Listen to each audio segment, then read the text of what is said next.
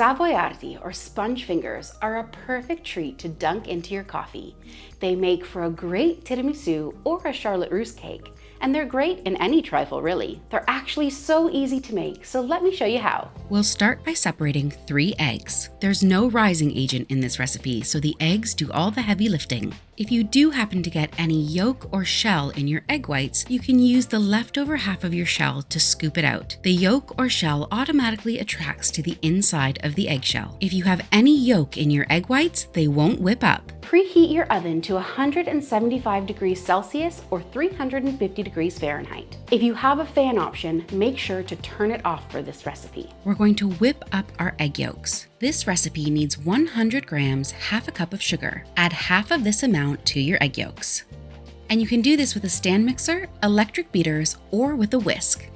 When they're ready, your egg yolks will become a really pale yellow color and they'll have at least doubled, if not tripled in size. Add in 1 teaspoon, 4 grams of vanilla extract.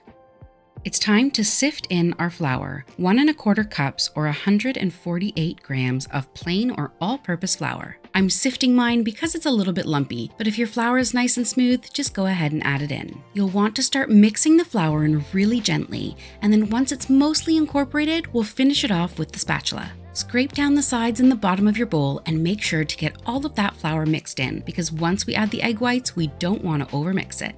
Set the mixture aside and we'll start whipping up our egg whites. Once the egg whites start to get a little bit foamy, add in the rest of your sugar. I like to add it slowly so that it has time to incorporate into the egg whites. And finally, add in a pinch of salt. You want to whip your egg whites to stiff peaks. The mixture will go glossy, and when you pull your whisk out, you'll get a nice point at the end.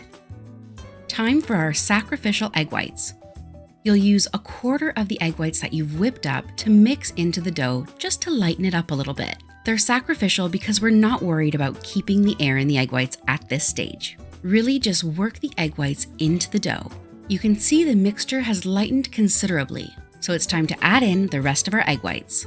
Now you want to be a little bit more gentle and fold those egg whites into the dough mixture. Once it's mostly come together with the folding, give it a few beats around the bowl. This will make sure everything is really well incorporated. Now time is of the essence. Because the eggs are the only rising agent in this recipe, you want to get them immediately into a piping bag and piped onto your baking tray. I'm using a large round tip and quite a large piping bag as well. Give it a little squeeze to get any air bubbles out of your mixture. I've used a little bit of the mixture underneath my parchment paper to hold it in place on the baking tray. Whenever you're piping a wet batter like this one, this is a great tip to make sure the parchment paper stays put. I'm piping my Savoiardi into 3-inch logs. Now here's a really important step to making sure your Savoiardi rise up. Liberally dust the top of your biscuits with powdered or icing sugar. You're going to let that set for about 10 seconds and the icing sugar will start to absorb into the batter, and then you're going to liberally dust it again. It's really important to double dust your cookies with your icing sugar. This really helps the cookies to rise up. And into the oven.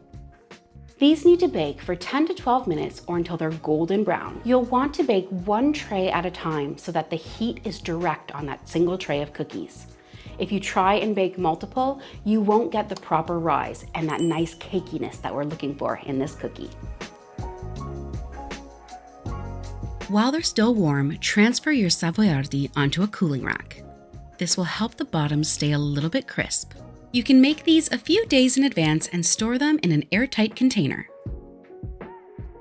If you're looking for the perfect accompaniment for these biscuits, you have to try my crema di caffè. It's only 3 ingredients and it comes together in no time. If you like this video, please hit the like button down below. Make sure to subscribe while you're there because I come out with a new video every week. Thank you so much for watching, and I'll see you next week.